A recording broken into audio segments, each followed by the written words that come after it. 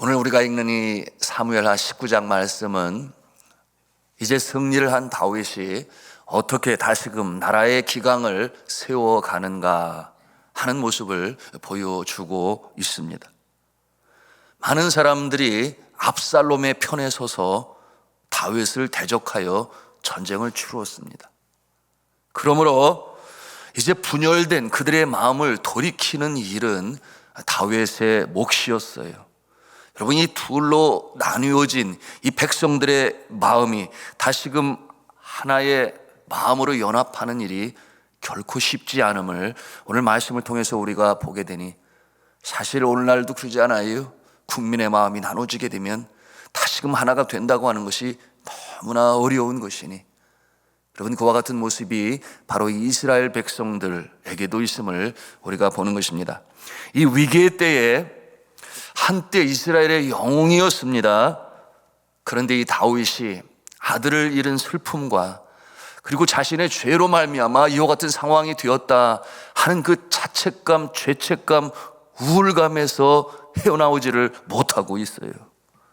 한나라의 왕으로서 그를 기다리고 있는 백성들을 생각함으로 그 감정을 씻어내고 분연히 이뤄서야 하는데 그러지 못하였어요.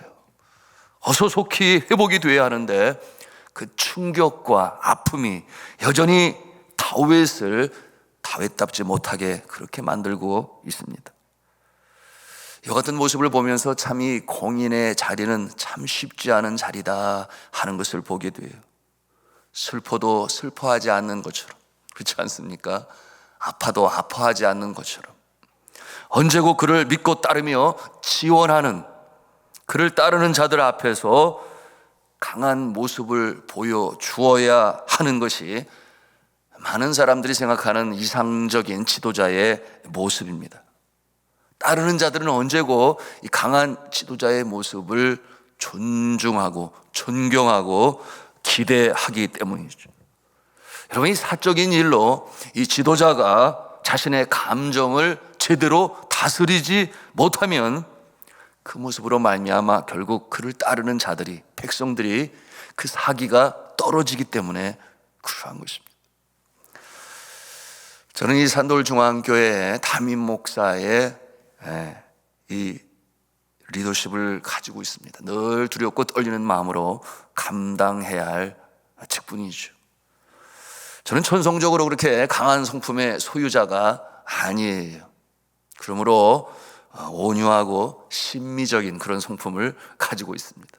선으로 말하면 직선적이 아니요 곡선적이니, 저는 독단적인 모습보다는 항상 이 협의와 조정을 선호하는 그와 같은 성품을 가지고 있습니다. 그래서 저의 기도 중에 많은 부분이 저의 리더십의 개발에 관한 그런 기도를 늘 주님 앞에 드리고 있습니다. 강할 때에 강하게 해주세요. 하나님의 뜻이라면 칼이 목에 들어와도 물러서지 아니하고, 진리를 수호하는 일이라면 차라리 순교자가 되게 하여 주옵소서. 정말 그러기를 바라고 기도합니다. 그런데 금년에 하나님께서 저에게 주신 말씀, 여러분들 이 말씀 카드 받으셨지요? 고린도후서 6장 10절 말씀인데 그 말씀이 저에게 참 큰 힘과 격려가 되니, 뭐라고 말씀하고 있는가 하면, 근심하는 자 같으나 항상 기뻐하고, 근심하는 자 같으나 항상 기뻐하고, 가난한 자 같으나 많은 사람을 부유하게 하고, 아무것도 없는 자 같으나 모든 것을 가진 자로다. 그와 같은 내용의 말씀이니 이것이 목회자에게 꼭 필요한 덕성임을 이 말씀을 통해서 제가 가슴에 담고 새기고 기도하고 있습니다. 근심하는 자 같으나 항상 기뻐하고, 제가 그런 모습이 되기를 바라고, 가난한 자 같으나 많은 사람을 부유하게 하고, 아무것도 없는 자 같으나 모든 것을 가진 자로다. 그렇지 않겠어요? 하나님께서 구원하셨고 또한 그 구원의 진리의 복음을 증거하는 자의 자리에 세우셨으니 모든 것을 가진 자의 모습으로 세우셨다 하는 그와 같은 마음을 갖습니다. 정말 그러기를 바라는데 여러분들께서도 기도해 주시기를 부탁합니다. 감사한 것은 이번에 중보 기도실에 기도 제목을 다 써서 저뿐만 아니라 당의 각 기관 또 부교역자 선교사님들 기도 제목이 올라가게 되는데, 릴레이 기도를 통해서 그래도 나라와 민족뿐만 아니라 주의 몸된 교회의 종을 위하여 기도할 수 있으니 그것이 얼마나 힘이 되고 위로가 되는지 몰라요. 뭐 늘상 하시는 것이지만 그렇게 릴레이식으로 그 방에 들어가는 자들마다 거룩한 모습으로 주님 앞에 기도하는 그 모습을 통해 하나님께서 우리 산돌 중앙교회 새 역사를 이루어 가실 줄로 믿습니다. 그런데 이 근심하는 자 같으나 항상 기뻐하고 이렇게 감정을 다스릴 수 있어야 하는 이 한나라의 왕인 다윗이 그러지를 못해요. 그 모습이 오늘 말씀 가운데 보여주고 있으니 여러분, 이 다윗이 슬픔과 우울감에 젖어 있습니다. 여러분, 이제 다윗의 나이가 60이 넘었어요. 젊었을 때의 그 야성과 패기와 그리고 그 체력이 이제는 젊었을 때와는 다르지요. 총애하는 아들이 이 반란의 주역이 되고 이 정적이 된 그 아들은 요압 장군에 의해서 목숨을 잃었습니다. 이 아들의 죽음을 슬퍼하자니 무엇이 문제예요? 생명을 걸고 그의 편에서 이 압살롬의 군대와 전쟁을 했던 그들은 뭐냐 말이에요. 이것이 지도자의 공익을 위하여 세움을 받은 자의 참 딜레마 아니겠습니까?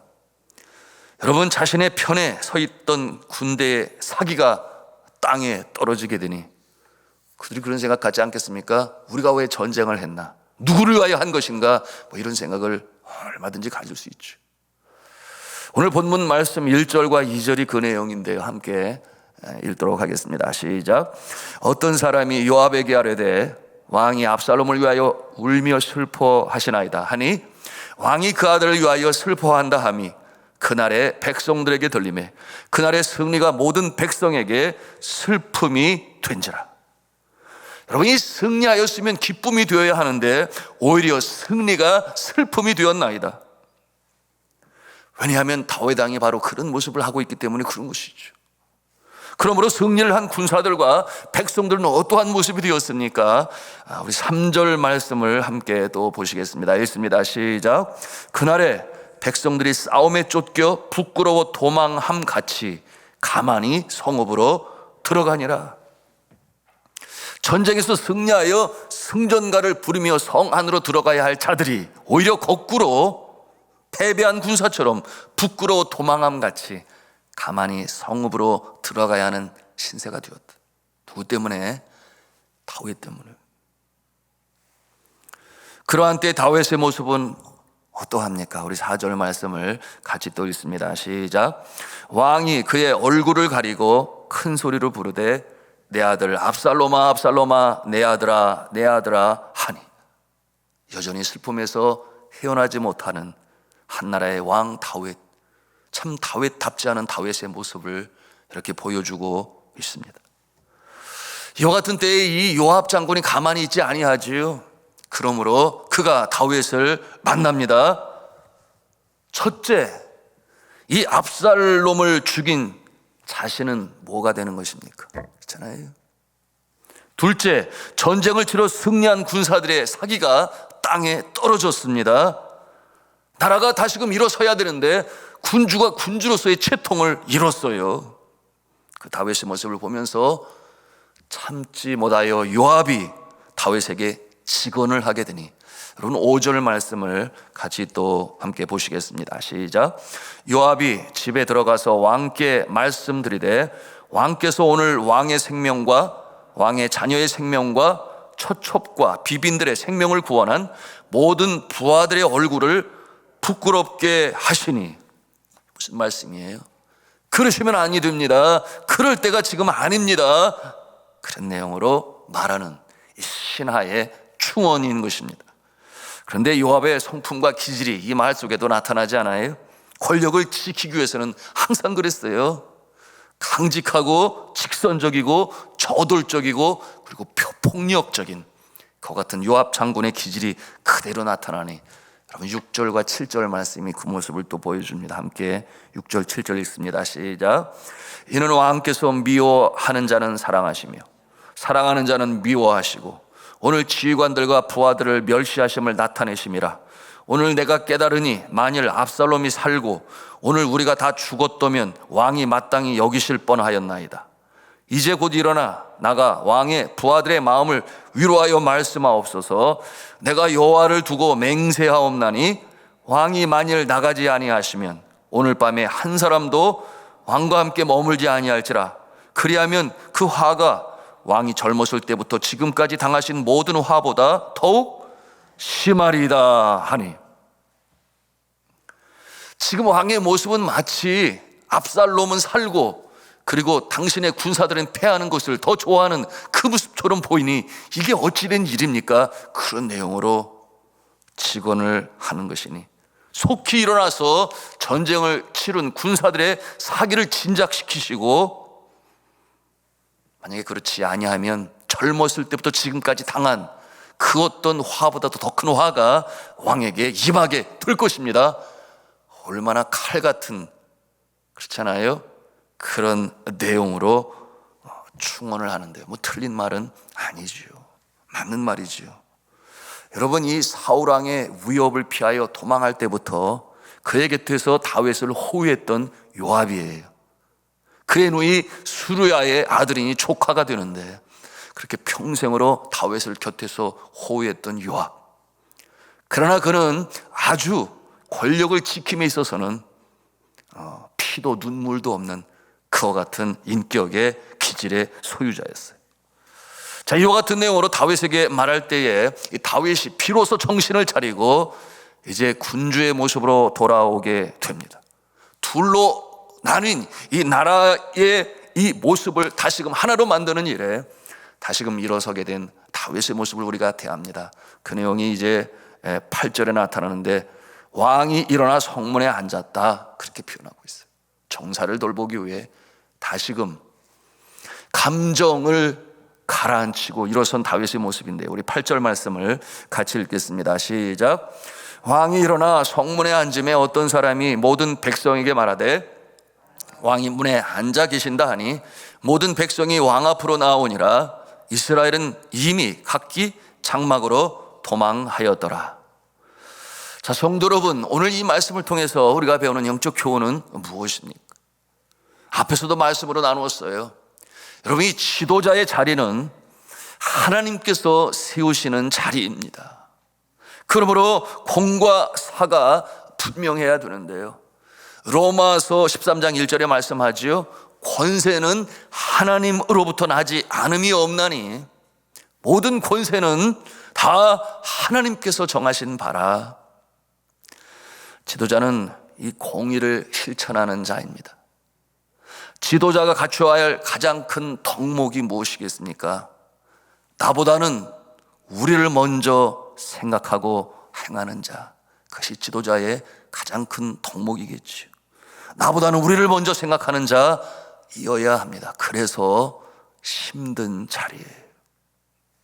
오늘날 위정자들이 국민의 존경을 받지 못하는 이유가 무엇인 줄 여러분 잘 아시잖아요. 나라고 하는 울타리 속에 갇혀서 이 부여받은 권력을 공의를 위한 것이 아니라, 모두를 위한 것이 아니라 자신의 가족과 자녀를 위하여 그 권력을 사용하게 되니 국민들이 존경을 하지 않는 것이죠. 그런가 하면 개인의 이익을 위해서 사용하지 말아야 할 법인 카드를 사용하지를 않는, 이와 같은 가정사를 위하여 나라고 하는 울타리에 이 개념에서 벗어나지 못하는 이와 같은 모습을 통하여 소위 내로남불이라고 하는 신조어가 오늘 우리 사회에 등장을 했습니다. 그 내용들이 다 비슷하지 않습니까? 지도자들이 공익보다는 내 것을 먼저 챙기는 이와 같은 모습. 더욱이 윤리와 도덕과 이 거룩을 추구하는 교회는 절대로 그러지 말아야 하겠지요. 주의 종들이 이와 같은 시험에 들게 되면 어떤 일이 벌어지게 되겠습니까? 무너져 내리는 것이죠. 사람들의 몸도 떠나고 마음도 떠나게 되는 것이니 하나님의 영광은 가리워지는 것입니다. 두 번째로 배우는 것은 지도자의 곁에는 이 충원을 할 수 있는 진정한 동역자가 있어야 함을 우리가 또한 보는 것이에요. 권력에 아부하여 내 이익을 챙기려고 하는 자가 아니라 전체를 위하여, 공익을 위하여 옳고 그름에 민감하여 이 지도자가 행여나 실수로라도 잘못된 판단을 내릴 때에 아닙니다 라고 말할 수 있는 자가 있는 자는 복 있는 지도자여 복 있는 리더인 것입니다. 요압은 그 성격이 포악하였죠. 나라가 다시금 서야 하니 감정에 휩싸여 있는 이 다윗을 일깨웠습니다. 여러분, 이와 같은 자가 있는 군주는 복이 있는 자예요. 그런 면에서 보면 이 다윗은 하나님께서 왕으로 세우시기로 작정하셨으니 그가 결정적인 범죄를 하였을 때에 나단 선지자가 그에게 직언을 하여 그가 회개함으로 생명을 잃지 아니하죠. 그런가 하면 오늘 요압을 통하여 그가 이 가족적인 이 감정의 슬픔과 우울감에 휩싸여 있을 때 다시금 일어나게 하는 일에 하나님이 사용하셨으니 다윗은 참으로 복이 있는 자인 것입니다.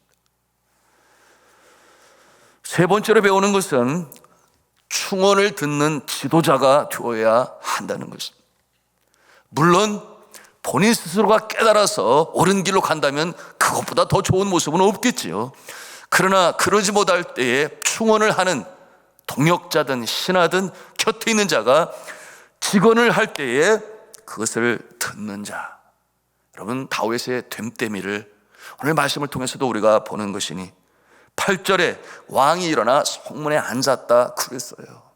여러분, 이와 같은 모습은 우리가 쉽게 성경을 읽어 내려갈 수 있으나 정작 이 삶의 현장에서 이와 같은 모습은 참으로 어려운 일이니, 여러분, 이와 같은 모습을 우리가 위정자들 가운데서 봅니다. 그런가 하면 한 단체의 장의 모습을 통해서 우리가 보는 것이니, 여러분, 충언을 할 때 들을 수 있는 자, 여러분, 이 모습은 참으로 복이 있는 자의 모습이니, 여러분, 그렇기 때문에 다윗이 이제 슬픈 감정을 뒤로하고 일어서서 분열된 나라의 기강을 다시금 세워나가는 그 모습은 바로 충언을 들었기 때문에 그렇게 시작된 것이에요. 여러분, 이 모습은 참 쉽지가 않지요. 그러나 기도하는 자는 가능합니다. 기도하는 자는 하늘에 상전이 있음을 알아요. 그러므로 겸손할 수 있습니다. 하나님께서 나에게 주신 직분이요, 하나님께서 나에게 주신 권세이니, 그러므로 두렵고 떨리는 마음으로 감당할 수 있기 때문에 기도하는 자는 충언을 들을 수 있는 것입니다. 성도 여러분, 누구에게나 이 지도력을 발휘할 때가 옵니다. 가장으로서, 어머니로서, 직장에서 상사로서, 학교에서 교사로서, 그런가 하면 사업장에서 사업주로서, 교회에서는 중직자로서, 주의 종으로서, 그리고 나라에서는 위정자로서 오늘의 교훈을 가슴에 담고 기도하심으로 주께서 그와 같은 자리에 세우실 때 또 세우셨으니 오늘의 말씀을 가슴에 담아 주님 기뻐하시는 모습으로 주를 섬기고 또한 맡겨주신 양무리와 그리고 나에게 그와 같은 영향력을 미치는 자리에 앉히셨으니 이와 같은 일로 주의 영광이 나타나고 나에게는 기쁨과 보람이 있으며 많은 사람들에게 선한 영향력을 끼쳐 주의 나라를 이루어 가시는 저와 여러분 되시기를 주님의 이름으로 축원합니다.